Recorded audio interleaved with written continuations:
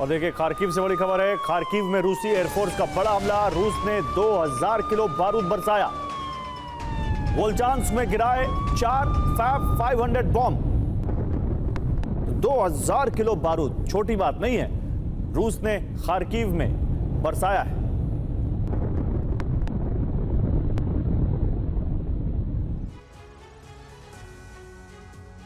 तो यूरोप में लगातार समीकरण बदल रहे हैं। हालात इतने गंभीर होते जा रहे हैं कि कभी भी युद्ध का सबसे खौफनाक दौर आरंभ हो सकता है, क्योंकि युद्ध विराम की संभावना पूरी तरह से खत्म होती दिख रही है।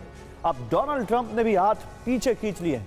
इस बीच रूस और यूक्रेन लंबे युद्ध की तैयारी कर रहे हैं, जबकि रूस ने पिछले 3 दिनों से बड़े हमले करके संकेत दे दिए हैं कि वो यूक्रेन में भारी तबाही मचा सकता है, जबकि यूक्रेन की मदद के लिए यूरोपीय देश फ्रंट लाइन पर आ सकते हैं। ये सीधे तौर पर रूस को अल्टीमेटम है कि अगर रूस ने विस्तारवादी मंसूबा यूक्रेन से आगे बढ़ाया तो यूरोप में न्यूक्लियर युद्ध कभी भी शुरू हो सकता है।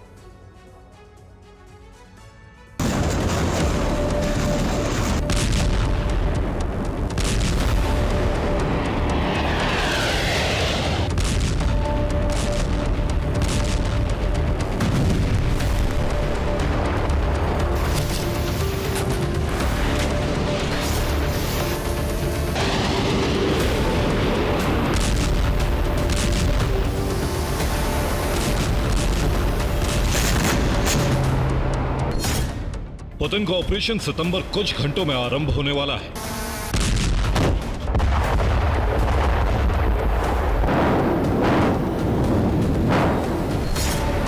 अगस्त खत्म और अब सितंबर में यूक्रेन की तबाही तय है।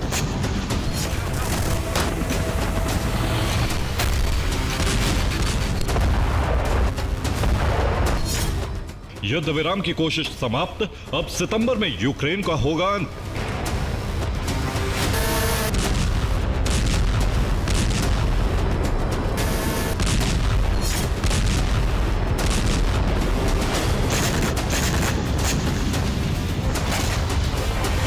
और इसका ट्रेलर दिख चुका है। पिछले 72 घंटों में रूस ने ताबड़तोड़ हमले करके बता दिया है कि आने वाले दिनों में यूक्रेन में कितना विनाश होने वाला है।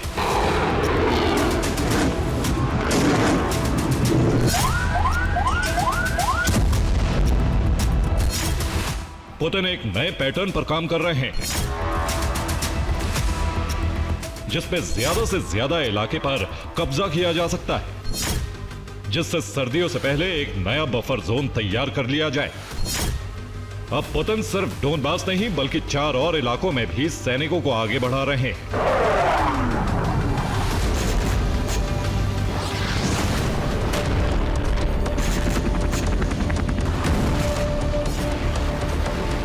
जो आक्रामक तेवर पुतिन ने अपना लिए हैं वो बता रहे हैं कि शांति की संभावना शून्य हो चुकी है। अब युद्ध विराम की हर कोशिश नाकाम हो चुकी।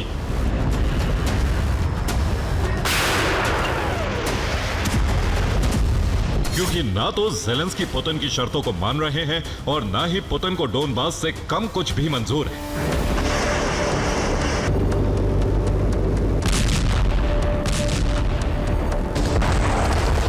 ऐसे में सिर्फ ताकत के दम पर कब्जा करने के अलावा कोई दूसरा विकल्प नहीं बचता है।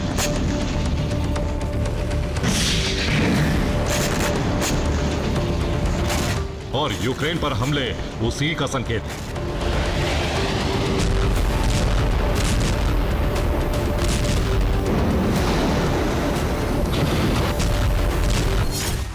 इस बीच पेंटागन ने इनपुट दिया है यूक्रेन के एनर्जी सेक्टर पर रूस बहुत बड़ा हमला करने जा रहा है। इसके लिए सितंबर के मध्य का वक्त तय किया गया है।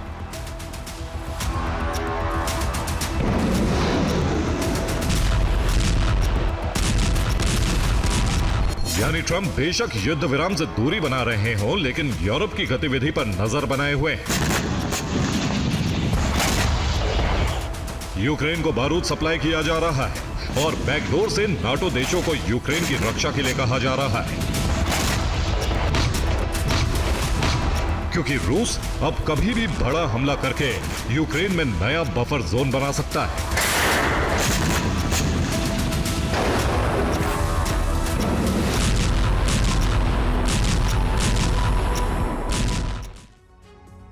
अब रूस यूक्रेन में बफर जोन का विस्तार कर सकता है। इसके लिए बड़े हमले किए जा रहे हैं। पहला बफर जोन डोनबास में बनाया गया है, जिसमें लुहांस्क और डोनेट्स्क की सीमा पर 50 किलोमीटर आगे तक बफर जोन बनाया गया है, जहां रूसी सैनिकों ने किलेबंदी कर ली है, यानी वो इलाका पूरी तरह से रूस के नियंत्रण में है। दूसरे बफर जोन को ज़ैपोरिजिया और खरसोन की सीमा पर बनाया जा रहा है, जहां से यूक्रेनी सैनिकों को रूसी सैनिक खदेड़ रहे हैं। अब वहां पूरी तरह से रूस का कंट्रोल हो सकता है। तीसरा बफर जोन सूमी और खार्किव में हो सकता है। हालांकि अगर ज़ेलेंस्की पुतिन की शर्त मान लेते तो रूस यहां से सैनिक हटा सकता था, लेकिन अब हालात बदल गए। सूमी और खार्किव में भीषण जंग चल रही है, क्योंकि रूस पूरी तरह से इस इलाके पर नियंत्रण चाहता है।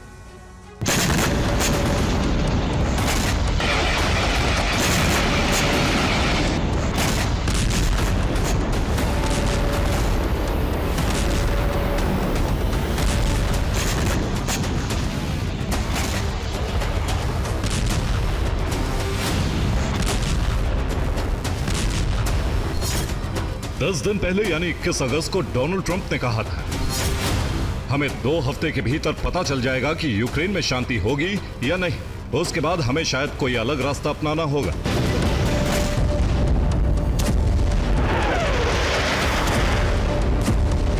लेकिन पुतिन ने 2 हफ्ते का इंतजार नहीं किया, क्योंकि उन्हें इनपुट मिल चुका था कि ज़ेलेंस्की नाटो देशों के साथ मिलकर लंबे युद्ध की तैयारी में जुटे हैं।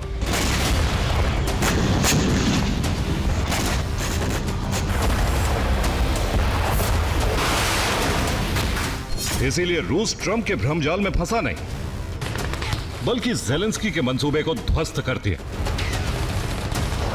अभी यूक्रेन रूस के भीतरी इलाकों पर हमले की तैयारी में जुटा था। रूस ने ऑपरेशन सितंबर भी लॉन्च कर दिया।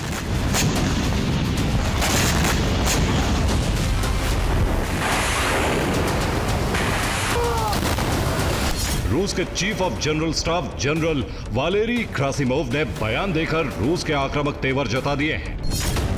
यूक्रेनी शहरों पर बड़े स्तर पर मिसाइल और ड्रोन से हमले किए जा रहे हैं। अब रूसी मिसाइलें रिहायशी इलाकों के अलावा प्रशासनिक इमारतों को भी तबाह कर रही हैं, जबकि सैन्य ठिकाने हमारे टारगेट पर पहले से ही थे। ग्रासिमोव का बयान पुष्टि कर रहा है कि अब रूस यूरोपीय देशों से जुड़ी इमारतों और दफ्तरों को भी टारगेट कर रहा है। इसका सीधा अर्थ है रूस ने यूरोपीय देशों के खिलाफ युद्ध का ऐलान कर दिया है, जबकि जर्मनी के चांसलर फ्रेडरिक मर्ज ने एक दिन पहले ही कहा था जर्मनी युद्ध में उतर चुका है। तो क्या यह समझा जाए, आने वाला सितंबर यूरोप और रूस में युद्ध का ग्रीन सिग्नल लेकर आने वाला है।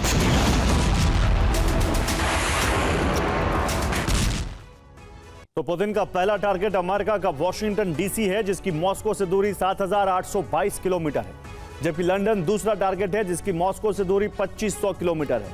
पेरिस टारगेट नंबर 3 जो 2,486 किलोमीटर दूर है। बर्लिन और मॉस्को में दूरी 1,608 किलोमीटर है, ये रूस का टारगेट नंबर 4 है। इसके अलावा 758 किलोमीटर दूर कीव टारगेट नंबर 5 है।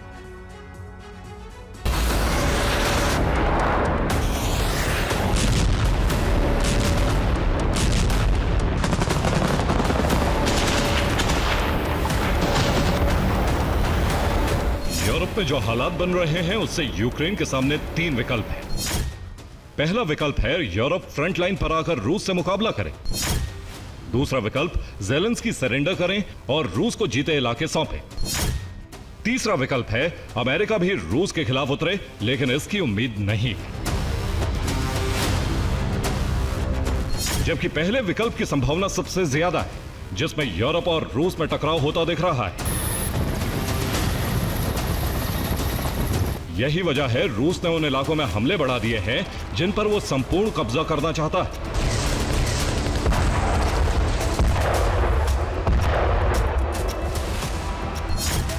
अभी डोनेट्स्क के 79% हिस्से पर कब्जा है। इस जगह 85% रशियन बोलने वाले लोग रहते हैं। लुहांस्क के 99.7% इलाके पर रूस का कब्जा हो चुका है, जहां 80% रशियन बोलने वाले लोग रहते हैं। इसी तरह ज़ैपोरिजिया की 74% जमीन पर नियंत्रण है।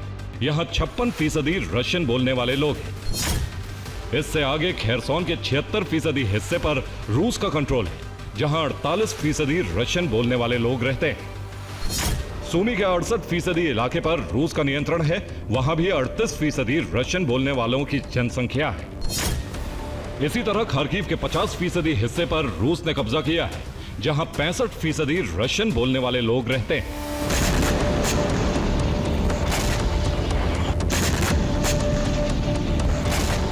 इन इलाकों में रूसी मूल से जुड़े लोग ज्यादा हैं, इसीलिए रूस सबसे पहले इन इलाकों पर कब्जा करना चाहता है। यही वजह है आने वाले दिनों में इन इलाकों पर मास बॉम्बिंग का खतरा है, जिससे भारी तबाही हो सकती है।